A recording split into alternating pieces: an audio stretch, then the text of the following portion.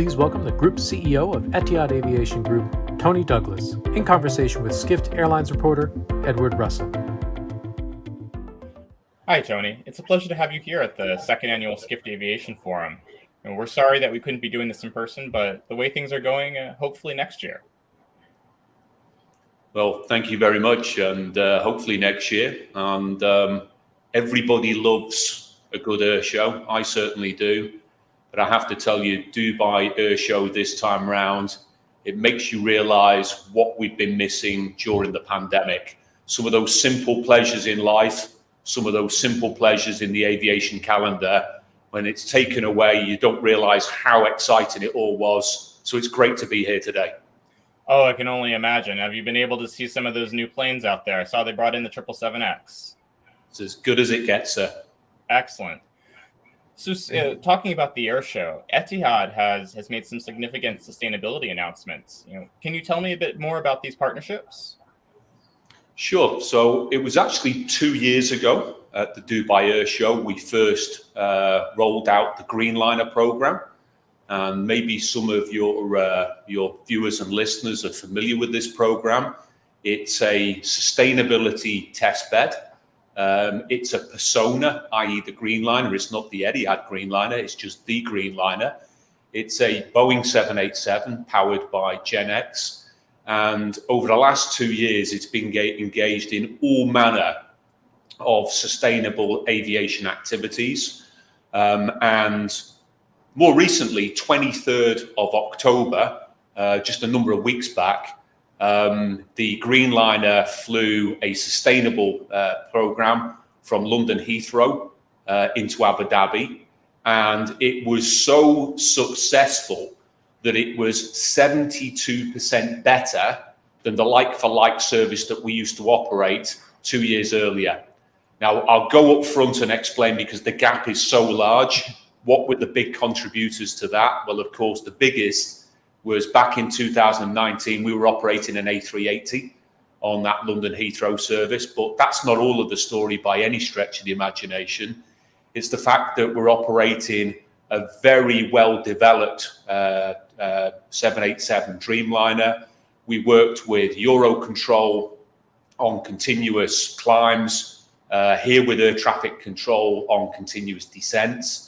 We operated it with 38% sustainable aviation fuel mix, and we were operating even artificial intelligence programs on how we could flight plan to minimize condensation trails, contrails. And all of that contributed to a massive performance improvement of CO2 output. So the Greenliners at the Dubai Air Show, to remind everybody about all of the amazing things we've done with many different partners over the last 2 years, but importantly, to lay the pitch out for what the Greenliner is going to be doing going forward. But it's now next to its stablemate, and its stablemate is the Sustainable 50. And of course, the Sustainable 50 is an Airbus A350-1000, powered by Rolls-Royce extra wide body engines. And we're adding that now to the broader sustainability program in order to make sure that we continue with as many of the collaborative partners that we can bring together into both of these test beds to progress in terms of ideas, be they big and small. And let's face it, there's no copyright on good ideas. They all count, and quite often it's the accumulation of the small ones that can make big differences. And it's a call out to not just the big players within the industry, but to the entrepreneurs, to the SMEs. If you've got a great idea, if you've got what you believe to be part of the solution, the furtherment of commercial aviation sustainability, you can bring it to this program. And with these two aircraft in particular, I think it gives a unique opportunity to make some real progress, as we have done over the last 2 years with the Greenliner. That's really impressive. So you have Airbus, Boeing, you have engine manufacturers, you have everyone coming together in a sort of partnership on these two test beds. That's right, Ned. And what we've been doing here at the Dubai Air Show is using it as an opportunity again to remind and refresh people's not only understanding, but their imagination. I think we all know there's no silver bullet when it comes to aviation sustainability challenges. And I've gone on record on a number of occasions in saying that I can confidently predict an end to the pandemic that's handicapped the whole of aviation for such a long time. Now, I can't predict when, of course, but I can predict there'll be an end to it. But in the same way, I can confidently predict there'll be no end to the aviation sustainability challenge for the foreseeable future / if forever. And I think it will probably prove over time to be the ultimate differentiator of who the winners and who the losers are. So if I go back to the Greenliner and the Sustainable 50, they are very visible representations of this. But Etihad has earlier this year completed the biggest ESG, environmentally sustainable and governance linked product to fund our balance sheet, $1.2 billion in history. Big part of our commitment. Previously, the record was $600 million. That was us precisely a year earlier.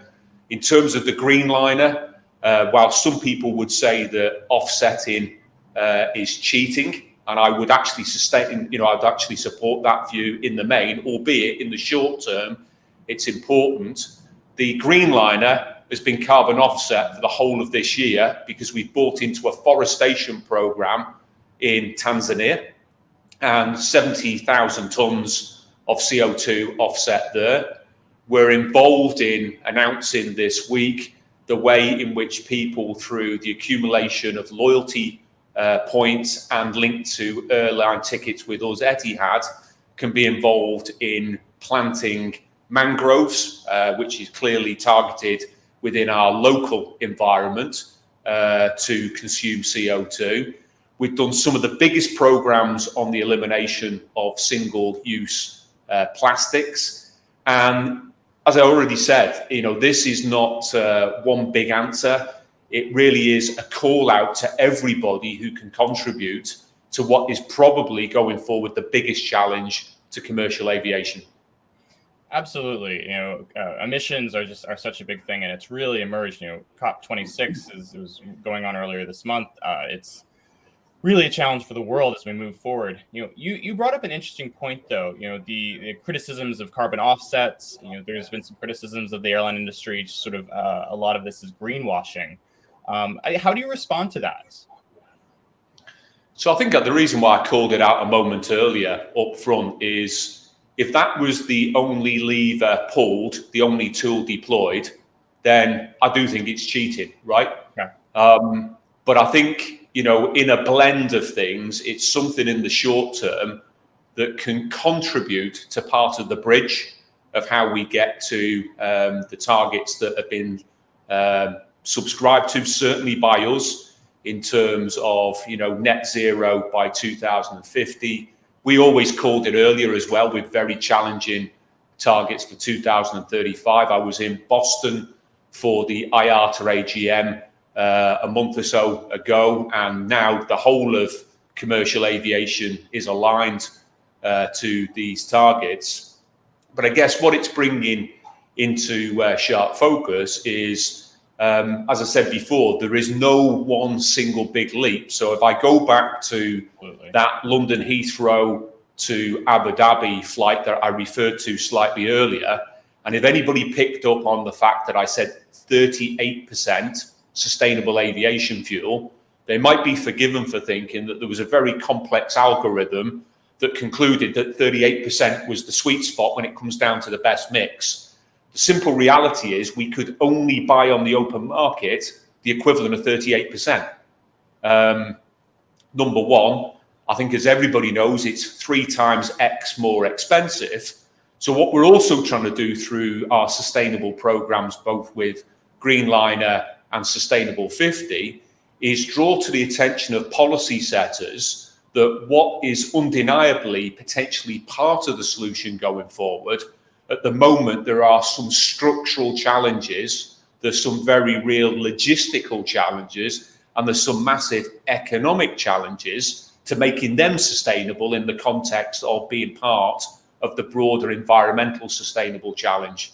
So back to those two programs, it gives us the opportunity not only to accumulate initiative, but also draw a different attention to some of these real challenges for policymakers. And perhaps finally, if I use another example in this space, some of the sustainable flights we've done with the Greenliner in the past, notably from Abu Dhabi into Amsterdam and from Abu Dhabi into Dublin, Ireland, we were able to get 40 minutes out of the flight time with optimum route planning, continuous climbs, and importantly, descents. But in Europe, as I think many people would be aware, not dissimilar to some other geographies, the roads in the sky, so to speak, Right. were almost left like the Roman roads when, ground-based infrastructure was kind of developed over time, i.e., what they were optimized back many, many decades ago is simply far from being optimal today. Now, to get the benefit that I described of that 40-minute flight time improvement, that was 7 tons of CO2 improvement as a result of obviously burning a lot less fuel on a more efficient routing. But it's drawing attention to that, working with the likes of Eurocontrol, who've been really great in helping us with some of these exercises, to broader policy setters that government, regulators, big policy setters at large have all got a massive part to play on this. It's all too easy to say to the airlines, go fix it, because quite frankly, we can't in our own right, or to go to the manufacturers and say, go fix it, because they can't in their own right, or to alternative fuel providers, ditto, because they can't.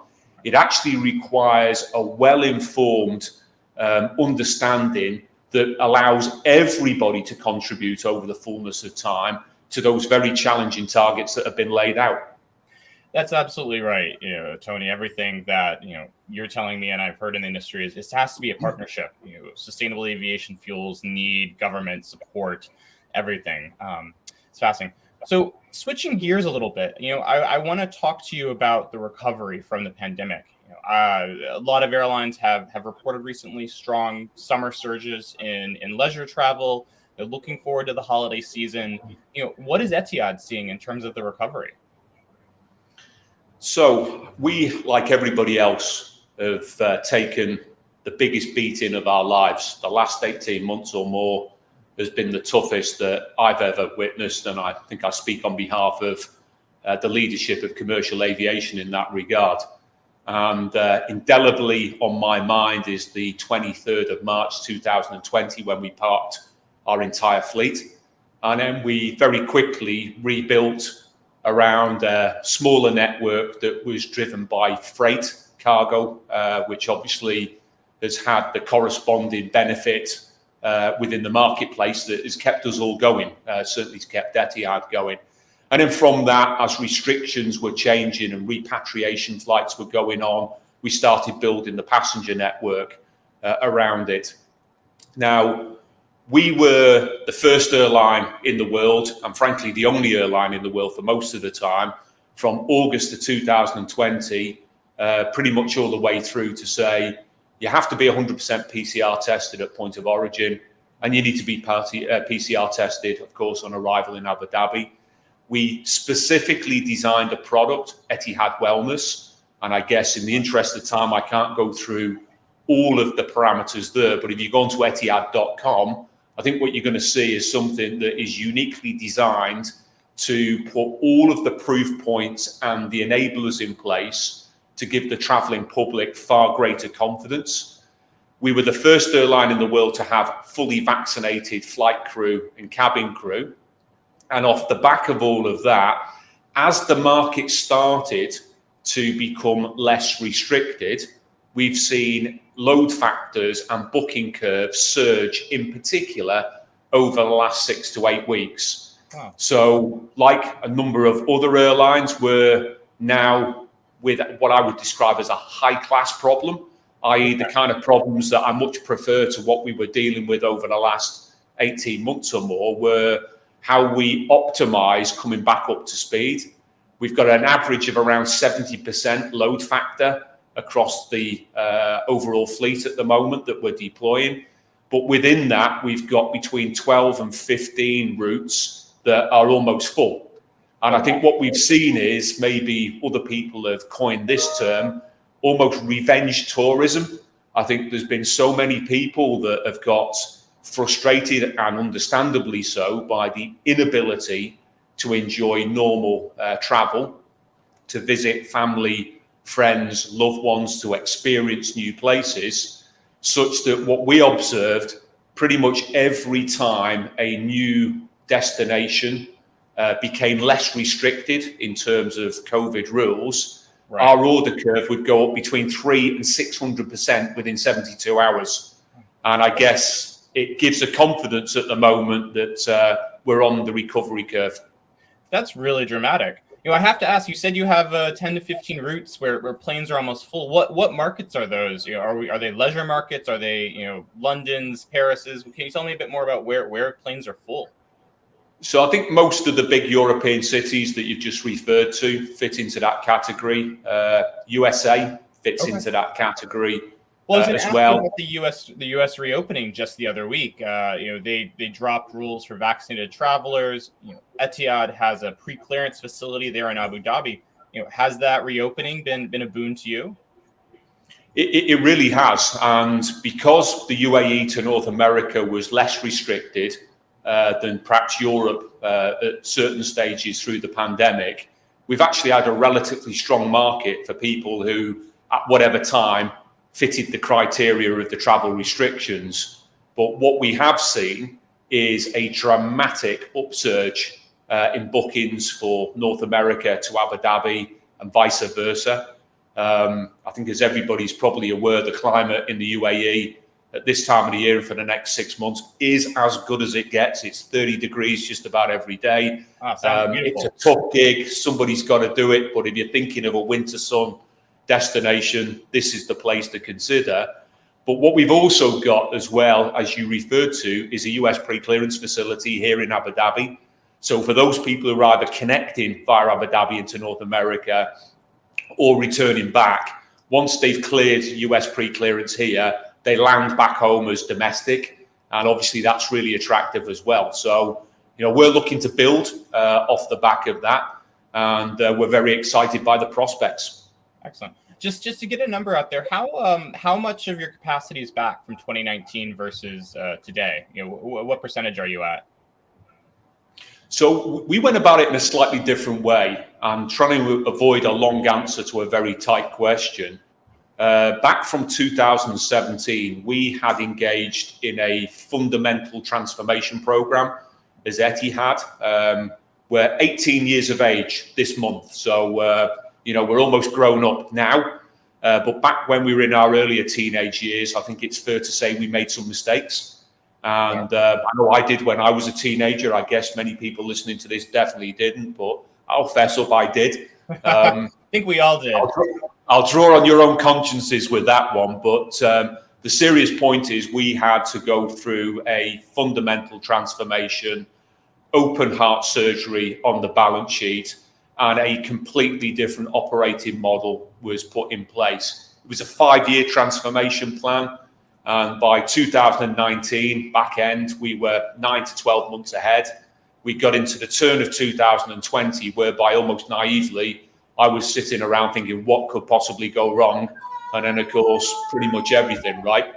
So the good thing that came out of that was we were already, you know, committed, we were in motion, we were taking quite dramatic steps to improve the agility and the shape and size of Etihad as a business. Now, when the pandemic struck, rather than kind of, you know, put the foot on the brake, we elected to use the old cliche of never waste a good crisis, and we accelerated even harder. So within that, we elected to park up a number of fleet types that we plan to do later on in the transformation. So essentially, we brought that forward. given the pandemic and the urgency to significantly reduce cost and size. And as a result of that, we have positioned ourselves in an unapologetic way, and therefore proudly, as a mid-size carrier. So we're now deploying around 65 aircraft, and that's through design, because we're saying, right, big is no longer beautiful in the context of Etihad. We are gifted by not just the Greenliner, but we've got the third biggest fleet in the world of 787s. Very efficient machine, and proven itself yet again during the pandemic, particularly in terms of cargo flying in the early stages and the economics of that. Going forward, we will probably be what I would describe as a 2-horse stable, i.e. dominated by 787 and A350, the two most commercially efficient aircraft in the marketplace today. We'll only scale up bigger than that, give or take a bit, if the route profitability is sustainable. We're no longer in the game of, flattering ourselves with, networks that have got, very attractive city pairs identified, but if they don't make all year round profit and sustain themselves, quite frankly, we're no longer interested. Right. And I know that's been a challenge for many airlines. So yeah, it's good to hear. It'll be interesting to watch Etihad as this transformation continues. So Tony, wrapping things up, the session is what will airlines look like in 10 years? And you've talked about sustainability, how that's going to be a differentiator. Also about Etihad's transformation. Can you tell me, though, bring it together? What's your vision for how you see airlines in a decade? I think a number of the elements I've touched upon earlier on, but maybe if I start through the lens of the traveling public, our guests, I think in a decade's time, they'll be even more discerning when it comes to the way that they choose around parameters of aviation sustainability. I think it will be even more self-evident then that becomes a primary factor, and as a consequence will be one of the big differentiators of the winners and the losers going forward. I don't think there's any question, however, that price will always be, if not number one, a very close to the top parameter for consideration. So it always was the case with commercial aviation, and it always will be going forward, that ever passionate focus on driving efficiency won't go away. But I think what we may see in the next decade is the emergence of a lot more policy setting and regulatory change that probably drives the carrot and the stick side of it. So let me start perhaps with the negative, the stick. Probably might see more taxation or penalty for those airlines or countries that don't commit or don't perform to the levels that others can and are demonstrating that they are doing. And I think the carrot side of it, somewhat more positive speaking, is the fact that I wouldn't be surprised if we see incentivization to create the right sort of practice to encourage this challenge to maintain its momentum and to accelerate.